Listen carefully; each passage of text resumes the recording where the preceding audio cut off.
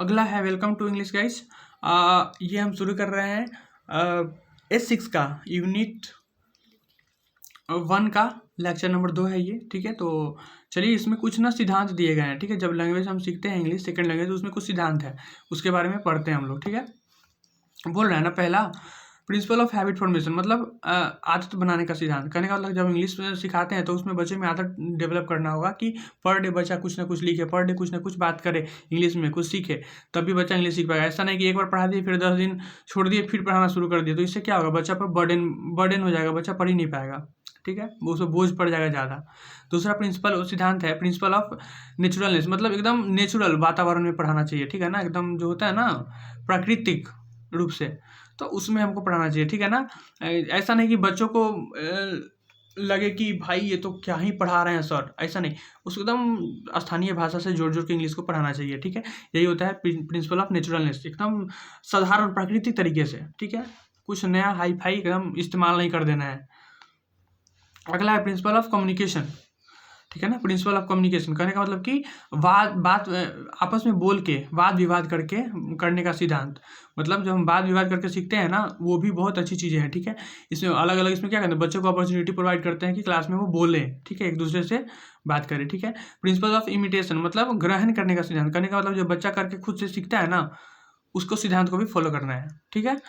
बच्चों को अगर हम बहुत सारा चीज़ देते हैं सेल्फ एक्टिविटी करने के लिए और उनको सिखाते हैं स्टाइल ऑफ टीचिंग, तो ये क्या होता है, ये बहुत ही हमारे लिए फ्रूटफुल साबित होगा। कहने का मतलब है कि अगर जैसे पढ़ रहे हैं, ठीक है, बच्चा को बोलने का मौका दे रहे हैं, तो स्पेलिंग पर, प्रोनाउंसिएशन पे, इस सब पर ध्यान देंगे, तो वो कंटेक्स्ट को समझेगा, किस सिचुएशन को समझेगा और खुद को इमिटेट करेगा, ठीक है ना। इन सारी चीज़ों को सीख के खुद के अंदर सम्मानित करेगा। तो यही होता है प्रिंसिपल ऑफ इमिटेशन, ठीक है। Principle of repetition and exercise कर रहा है कि प्रिंसिपल और बार बार मतलब दोहराने का सिद्धांत, ठीक है। इसमें क्या होता है, इंग्लिश को हम बार बार रिपीट करते हैं, ठीक है ना। एक्सरसाइज जैसे मान लो कि होता है ना, हम जाते थे बचपन में तो सर हमको क्या करते थे, खूब ट्रांसलेशन करवाते थे, ये लिख के लाओ, एक पेज बना के लाओ, फिर लेकिन हाँ हम लोग के टाइम में ना बुलवाते नहीं थे, यही दिक्कत है। तो लिखवाते लेकिन खूब थे ट्रांसलेशन, ठीक है ना। तो रिपीटिशन एंड एक्सरसाइज कहने का मतलब कि बार बार हमको रिपीट करवाना होगा, एक्सरसाइज करवाना होगा, यही होता है प्रिंसिपल ऑफ रिपीटेशन एक्सरसाइज का सिद्धांत। Principle of motivation and interest बोल रहा है कि जो होता है ना मोटिवेशन और इंटरेस्ट जगाने का सिद्धांत, ठीक है ना। जैसे बच्चा को हम किसी चीज़ के लिए मोटिवेट करते हैं ना, भाई तुम ये काम कर लो। मोटिवेशन का हिंदी होता है ना, किसी को एकदम क्या बोलते हैं, जैसे मान लो कोई गोल की तरफ बच्चा को एकदम फिक्स करा देना। जैसे मान लो कोई बच्चा पढ़ रहा है ना, तो उसको हम बताएंगे पढ़ने का इम्पोर्टेंट महत्व क्या है, तो वो इसको मोटिवेशन बोलते हैं, ठीक है ना। बच्चा भटकेगा नहीं अपने राह से, ठीक है। इंटरेस्ट मतलब बच्चा के मन में ना उत्सुकता जगाना। यह बहुत ज़रूरी है ना कि सेकेंड लैंग्वेज को सिखाने के लिए बच्चा में उत्सुक जगाए। एक तो ऐसे ही सेकेंड लैंग्वेज टफ माना जाता है, ठीक है। तो ये ज़रूरी है कि टीचर इंटरेस्ट जगा दे पहले बच्चों में, फिर पढ़ाए उसको, ठीक है ना। जब हम इंटरेस्ट जगा देंगे तो बच्चा बहुत इंटरेस्टेड लेगा, खुद से पढ़ेगा भी। ये सब जो है, ये सब एक्टिविटी करवाया गया क्लास में, ये सब चाहो तो आप लोग पढ़ सकते हो, ठीक है। अगला है प्रिंसिपल ऑफ कोरिलेशन, मतलब जोड़ने का सिद्धांत। जैसे जो पढ़ाया गया, ठीक है ना, तो बच्चा को चांस दीजिए कि बच्चा अपने नॉलेज को पूर्व ज्ञान से जोड़ सके, ठीक है।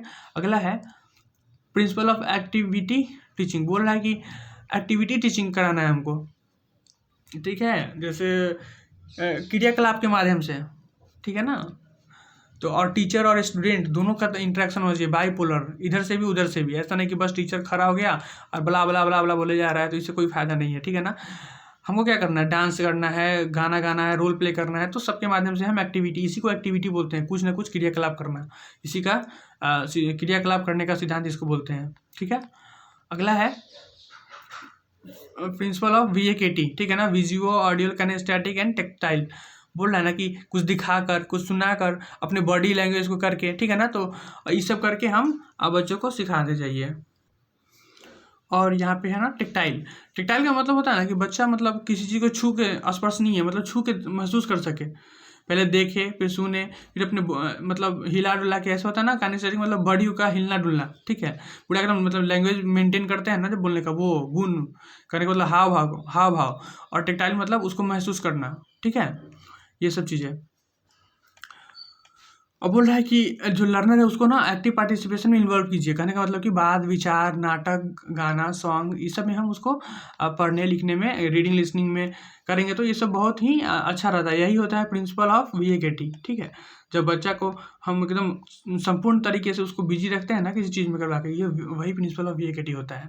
प्रिंसिपल ऑफ फॉस्टरिंग एक्टिविटी बोल रहा है कि बढ़ावा देने का सिद्धांत, मतलब कोई बच्चा कोई गलती किया ना तो उसको ऐसा नहीं कि डांट के वहीं पे बैठा दिया, ऐसा नहीं है। लर्नर के एक्सपीरियंस, जैसे बच्चा है तो गलती करेगा ही, लेकिन उसके एक्सपीरियंस को उसका औजार बना के हमको पढ़ाना है। ठीक है, उसको डांटना नहीं है कि भाई तुम ऐसा काहे किया, क्योंकि बच्चा है गलती करेगा ही। लेकिन एक अच्छा टीचर वही होता है ना जो बच्चे को सपोर्ट करे, उसको सिखाए। यही होता है प्रिंसिपल ऑफ फोस्टरिंग क्रिएटिविटी, मतलब एकदम बढ़ावा देना है क्रिएटिविटी को। बच्चा कुछ करके लाया तो उसको एकदम शाबाशी देना है, वाह बेटा वाह, क्या तुम किया है, बहुत मस्त किया, ऐसे ऐसे बोल के। ठीक है, इससे क्या होता है ना, बच्चा में फियर, प्रेशर, ये सब कम हो जाता है। ठीक है, और टीचर में भी कम होता है। जैसे मान लो कि बच्चों को तुम बिजी रखोगे ना तो टीचर में क्या होता है कि जब बच्चा टीचर पढ़ाता है तो बच्चा उदंड होता है। तो अगर इन सब चीज़ों में अगर बिजी कर दिया जाए बच्चों को तो टीचर पे लोड कम पड़ेगा। ठीक है, और बच्चा इंटरेस्ट लेगा, और उसको भी कभी बच्चा को भी एंग्जाइटी फील नहीं होगा, प्रेशर फील नहीं होगा कि भाई हम इंग्लिश सीख रहे हैं। ठीक है ना। अब बोल रहा है कि फैक्टर अफेक्टिंग सेकेंड लैंग्वेज, मतलब सेकेंड लैंग्वेज को सीखने में क्या क्या फैक्टर अफेक्ट करता है उसके बारे में। ठीक है, तो पहला है पेडागोजिकल, मतलब हम कौन सा पेडागोजी इस्तेमाल कर रहे हैं ना, ये भी फैक्टर बहुत अफेक्ट करता है, प्रभाव डालता है। ठीक है ना, कि एक एप्रोप्रिएट टीचिंग मेथड होना चाहिए या पेडागोजी अप्लाई करना चाहिए हम लोग को। ठीक है, अगला है कि किस चीज़ से और दूसरा कौन कौन कारण है जिससे ये प्रभावित होता है। तो देखो, सोशल कंटेक्स्ट, मतलब सामाजिक जो वातावरण है उसके हिसाब से भी हम प्रभावित होता है।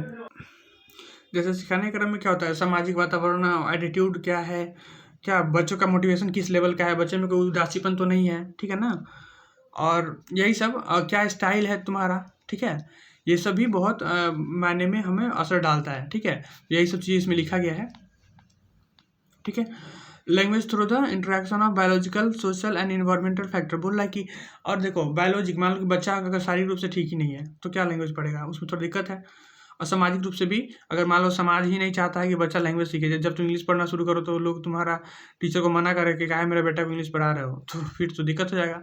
अगला है इन्वायरमेंट, जैसे मान लो कि जैसे क्लासरूम में जा रहा हो तो क्लासरूम में क्या थोड़ा फैन वैन भी चलना चाहिए। ऐसा नहीं गर्मी में बच्चा टपा पसीना से भिड़ा हुआ है और तुम इंग्लिश पढ़ाना शुरू कर दी तो भाई ऐसे ही उसका दिमाग हैंग मार देगा। ठीक है ना, उसका पूरा सिस्टम ही खराब हो जाएगा। तो इस सब चीज़ों से भी सामाजिक प्रभाव होता है। ठीक है, अगला है ना डेवलपमेंटल फैक्टर, मतलब विकास के सिद्धांत में क्या क्या होता है। ठीक है, तो होता है एक्विजिशन ऑफ स्पीच साउंड, बोल रहा है ना कि जब बोलता है ना बच्चा तो उसको सीखता है किस तरीके से बोलना है, उसको सीखना। ठीक है, मतलब किस वर्ड का उच्चारण कैसे करना है, इसको बोलता है। तो कहाँ से एक्विजिशन करता है, मतलब कि ये शुरुआती में जो बच्चा खुद से सीखता है ना, जैसे घर पे जैसे होता है ना कि घर पे कुछ बात कर रहे हैं गार्जियन तो सीख लेते हैं देख देख के बच्चे, उनको स्पेशल सिखाया थोड़ा जाता है कि चलो अब आम बोलो, लीची बोलो, ऐसे नहीं। वो गार्जियन को सीखते सीखते, सुनते सुनते खुद भी सीख जाता है। ठीक है, अगला बोल रहा है association between environment, objects and speech sound. ठीक है, बोल रहा है कि इन्वायरमेंट मतलब वातावरण से, ऑब्जेक्ट से, स्पीच से, साउंड से, वो सबको खुद को जोड़ के पढ़ता है। ठीक है, they start associated the objects of particular speech sound that they have learn. बोल रहा है ना कि अब जो बच्चा सीखा रहता है ना उसको जोड़ने लगता है। जैसे मान लो कि तुम, होता है ना कि क्लास में तुमको एक इंग्लिश वर्ड सिखा देते हैं सर, तो घरे आके खूब इंग्लिश झाड़ते हुए वही एक लाइन बोलता था बच्चा लोग। जैसे हम लोग को जो सर सिखाते थे ना बचपन में एक लाइन इंग्लिश, तो बस घर आते थे तो बस समझते थे खुद को अंग्रेजी हो गए। वही एक लाइन खूब झाड़ते थे। यही सब चीज़ है, association of meaning to speech sound. बोल रहा है ना कि जैसे हम जो बोल रहे हैं, ठीक है ना, उसको मीनिंग से जोड़ना। ठीक है ना, ऐसा पहले जो बचपन में हम थे तो क्या कुछ भी बोलते थे, उलूल जुलूल जो मन में आया बोल रहे हैं इंग्लिश में, क्या कि 4 ही वर्ड जानते थे। लेकिन धीरे धीरे हम ना, जब दिमाग विकसित होता है तो एसोसिएट करने लगते हैं, चीज़ों को जोड़ जोड़ के पढ़ना शुरू करते हैं, जो हम जानते हैं उसको चीज़ों के साथ जोड़ना शुरू करते हैं। ठीक है, तो चलिए आज का लेक्चर यहीं पर शुरू करते हैं, सॉरी ख़त्म करते हैं, आगे आगे देखेंगे फिर।